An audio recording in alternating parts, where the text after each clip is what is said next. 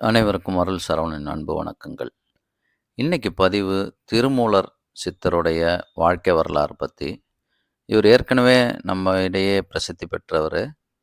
இவர் நெறைய பாடல்கள், ரொம்ப அர்த்தமான பாடல்கள் நெறைய எழுதியிருக்காங்க. அதுல அ "என்னை நன்றாக இறைவன் படைத்தனன், தன்னை நன்றாகத் தமிழ் செய்யுமாறே".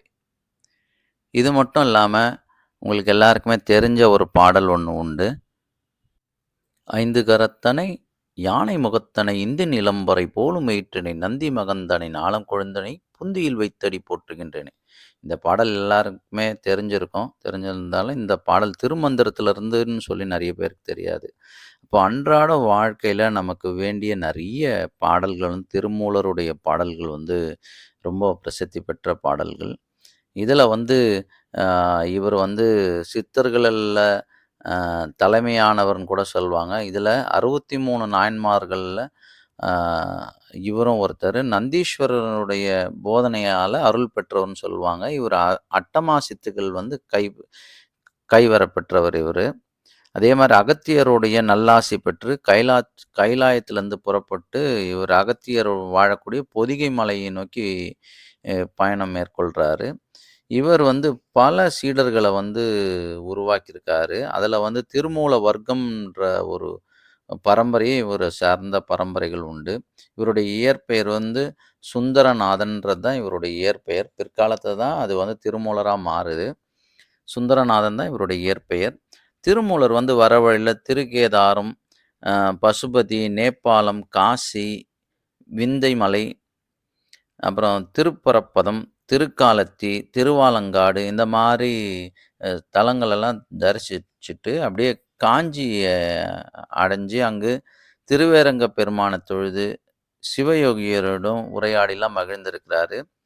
அ சாத்தனூர்ன்ற ஊர்ல மாடுகள மேய்க்கும் இடையனான மூலன்றவன் மாடு மேய்ச்சிட்டு இருந்திருக்கான். மாடு மேய்ச்சிட்டுல இருக்கும்போது பாம்பு கடிச்சு அவன் அங்க இறந்துடுறான்.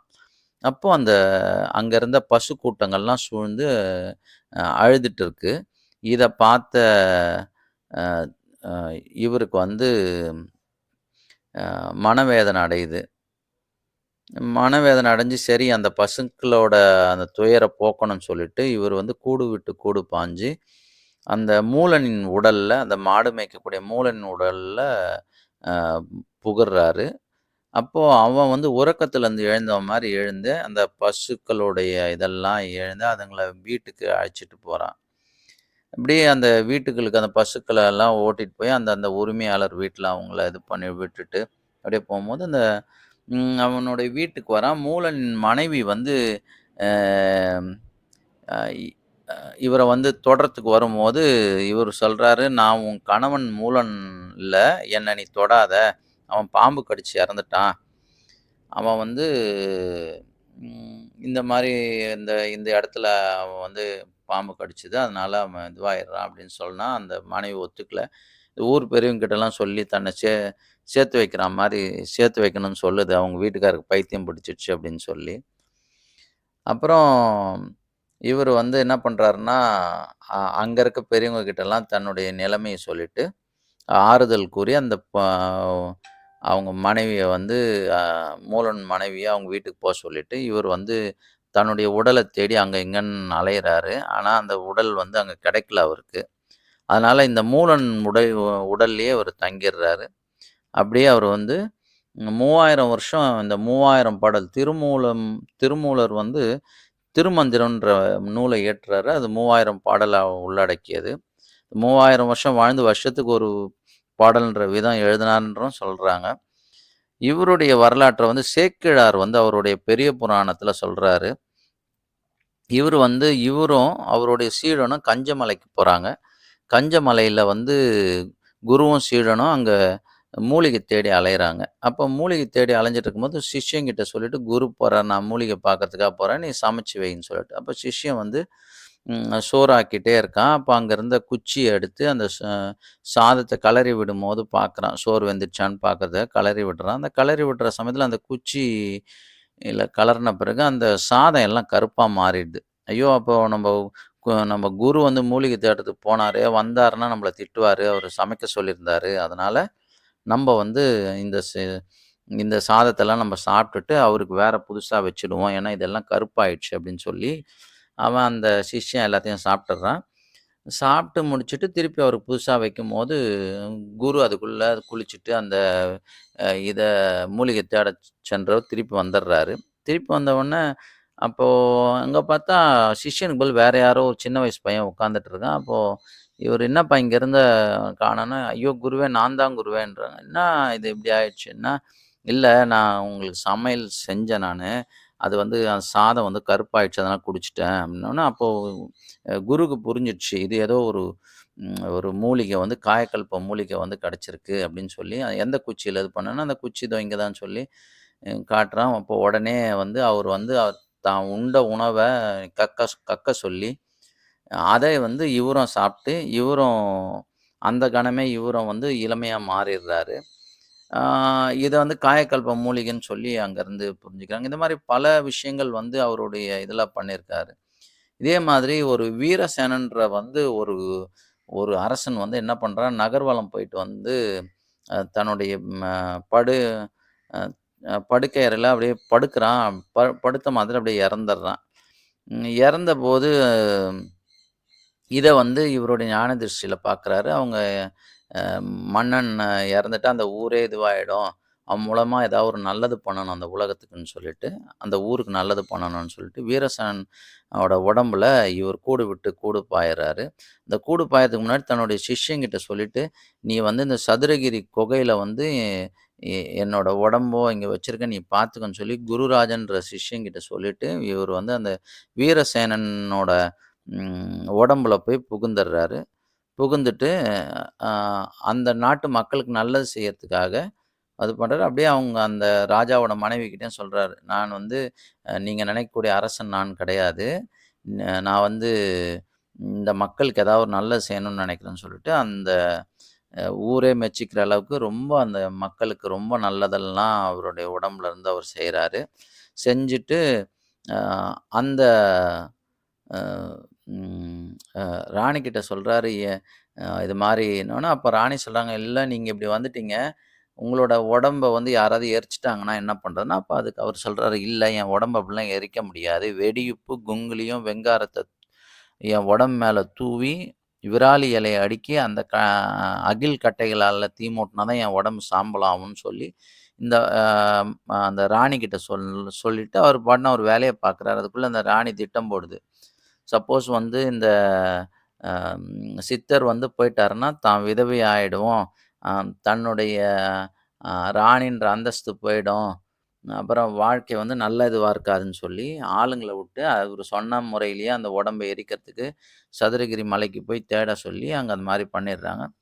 உடனே வந்து ம் இவரு வீரசேனன் இவருக்கு வந்து திருமூலருக்கு வந்து தெரிஞ்சிடுது.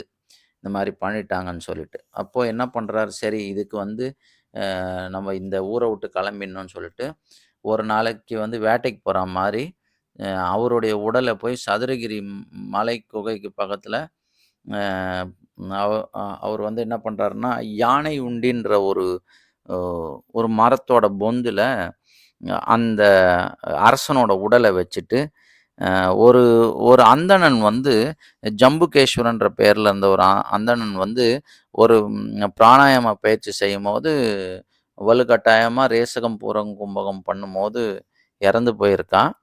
அந்த இதுல வந்து இவரு வந்து தன்னுடைய உடம்ப அ அந்த ம அரசனுடைய உடம்ப அந்த அ மரத்தோட சந்து உள்ள வந்து யான உண்டின்ற மரத்தோட சந்துக்குள்ள வச்சுட்டு, இந்த இவரு வந்து அந்த ஜம்புகேஸ்வரன்ற அந்தணருடைய உடல்ல இவரு போயிடுறாரு.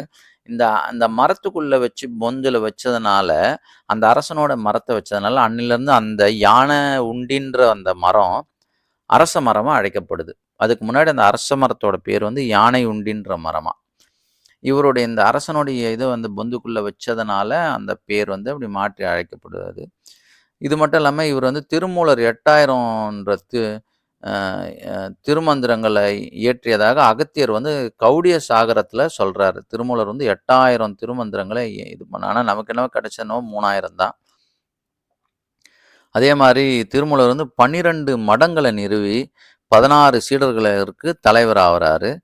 காலங்கியும், கஞ்சமலை சித்தரும் முதன்மையானவர்ன்னு சொல்றாங்க இவருடைய சீடர்கள்ல.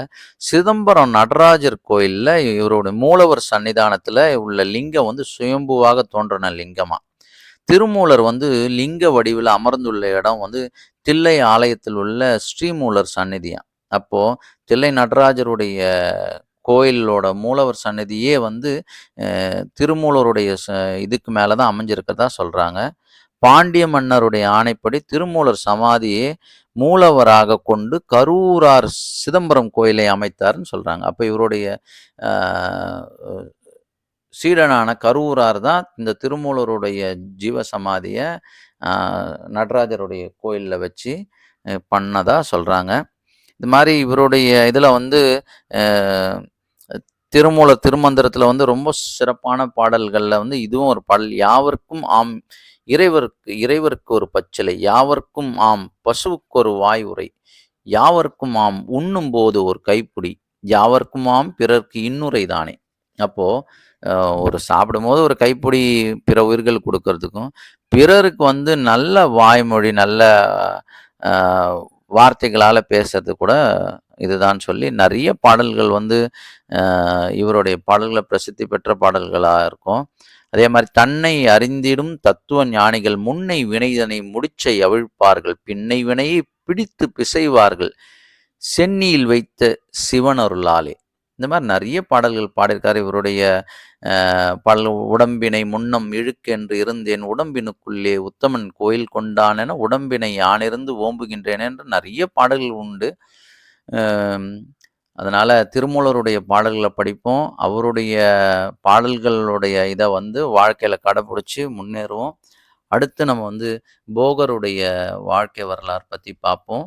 வாழ்த்துக்கள் உங்க அனைவருக்கும். வாழ்க வளமுடன்.